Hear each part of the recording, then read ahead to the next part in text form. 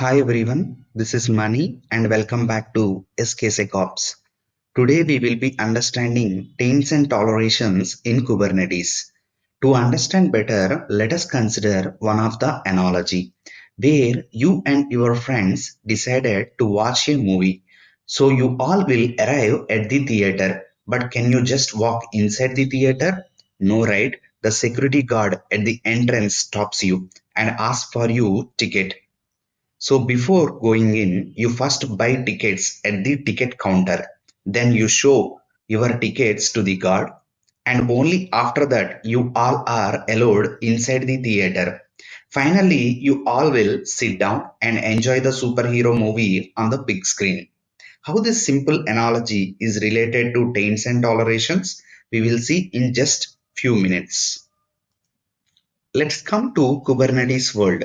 Taints are like restrictions or rules that we apply on nodes in Kubernetes. Let us imagine we have two nodes. One is node 1 and the other is node 2. To show that node 1 is tainted, we mark it with a different color. Node 2 has no taint, so it remains uncolored. Now, when we create pods, they can be scheduled freely on node 2 because there are no restrictions on node 2. But on node 1, which is colored or tainted, here pods are repelled. That means they can't sit directly on node 1. How can a pod run on node 1? That's where tolerations comes in.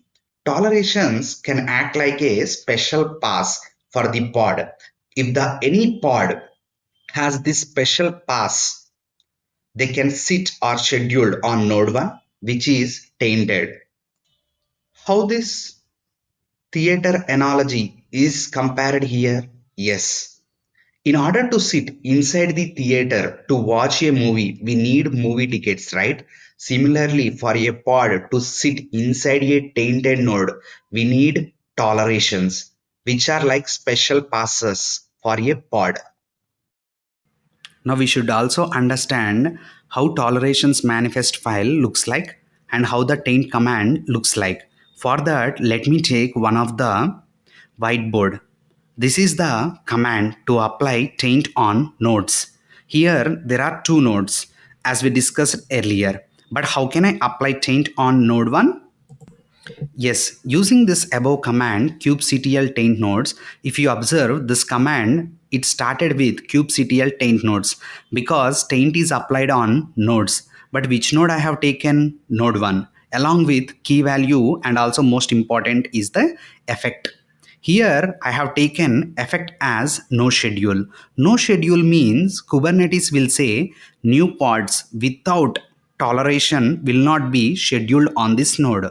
Then we also have prefer no schedule, where Kubernetes will try to avoid scheduling pods here, but not strictly. And then we have no execute, where pods without toleration are evicted if already running and new ones won't be scheduled here.